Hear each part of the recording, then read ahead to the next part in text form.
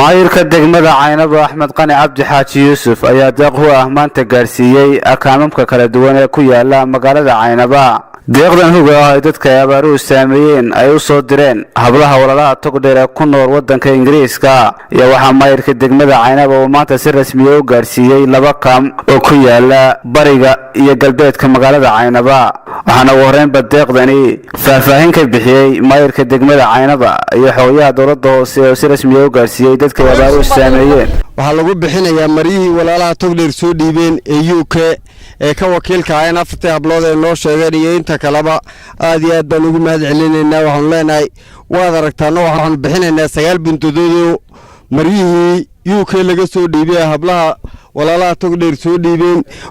ay ugu soo talagaleen dadka ay ugu soo talagaleen ee nagula balmeeyeen inaan u dhiibno oo waliba kaliib uga soo qabanno markaan u dhiibnay tirinayno 9 buntadood waxaan siinay kaamka weyn Caynaba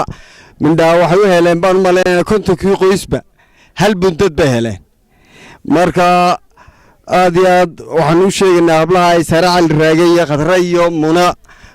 Muna ya kamid yihiin iyo kuwa kale jazakallahu khayr ninka qofka wax uu leeyahay dadka soo siiyay iyo qofka dadka looga soo qaado labadaba khayrkooda leeyihiin wixii ka dambe waxa ka badan weeydi ka soo yaan dadku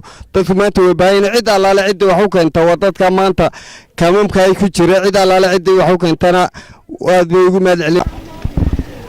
waa kaamkii labaad ee Caynaba 9 buntadood waxaan dhignay kaamkii hore kaamka weyn ahaa saddexdii kalena waqti buntadiina loo soo dhiibay hablaha walaalaha muxsiniinta ee UK ee hablahaasi ka wakiilka ahaayeen afartii habloodaan hore u sheegnay buntadood noo soo dhiibay 12 buntadood bay 12kii buntadood saddex waxaanu geynay 9 waxaanu geynay kaamkii hore weynaa saddexdii kalena waa tan waxaanu keenay kaamkii labaad ee Caynaba.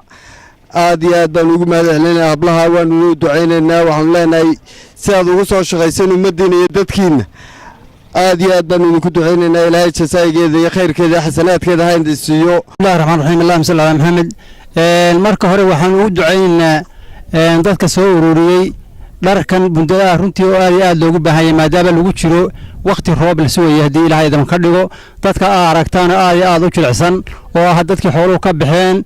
haddana waxba aan faraha ku hayn ruuxantii ilaahay hortii bay u taagan yihiin cid alla cidii caawisa ee wax soo dhiibta kuwii hore soo dhiibay kuwii soo ururiyay iyo kuwii soo gudbiyay intaba waxa weeyaan waxaan leeyahay jazakallahu khayran ilaahay idin ka khayr siiyo. runtii aad iyo aad bay u yar yihiin waxaan filayaa waa 12 budo inta soo gaadhay gobolka Saraar hadda magaalada madaxda Caynaba hadda aan joogno 12 weeyaan kontonkii qoysba waxa gaadhay wixii dadkii xareysnaa hadda kaamamka ku jiray kontonkii qoysba hal buntad baan u qorsheynay oo intaas uu gaadhay geesta kale dadkan dayata ay abaaruhu saameeyeen ee soo barakacay ayaa hablaha walaalaha togdheer ee ku nool wadanka Ingiriiska uga mahadnaqay deeqdan huga ah waxayna sheegeen inay soo gaarsiiyeen waqti ay baahi weyn u qabeen. alaabta halkaan soo gaarsiin buntadaas maayirku sidii xogayaha gobolka oo ka gudoonay hablaha soo dhiibay ilaahay khayr ha siiyo ilaahay khayr ha siiyo annaguna kala qaybsanaynaay waxa weeyaan anaga tirsanayno si wacan baan qaybsanayna waxa inamadu noo keeneen inamada iyadu noo keeneen ee dawladda mahadsan noo keentay hablaha barakaysan noo soo dhiibeen waan idinka gudoon hadii bayd maayo si wanaagsan waan u qaybsanaynaa si wanaagsan baan u qaybsanaynaa mahadnaq ayaanu idinku ducaynaynaa iyo wanaag dadka iyaga dibadiyaalka ee cidlada jiifa waxay xooli ka baxeen mahad baan ugu naqnay hablaha ilaahay inuu barakeeyo oo ilaahay isqaana u furo u kordhiyo baan mahad ugu naqaynaa wixii aanu maanta banjiifna waanu nahay aqal malihin wixii allaale waxa dunyada adduunka iyo maalka iyo xooliya wixii meel baan kaga wada nimi wixii ay nagu caawin karayaan ee aqal ah ee maxay tahay bacaha aanu dhisan karno aanu dhisano iyo weel aan wax u karsan mid walba waan u baahanna. Salabaan Almi Saciid Caynaba.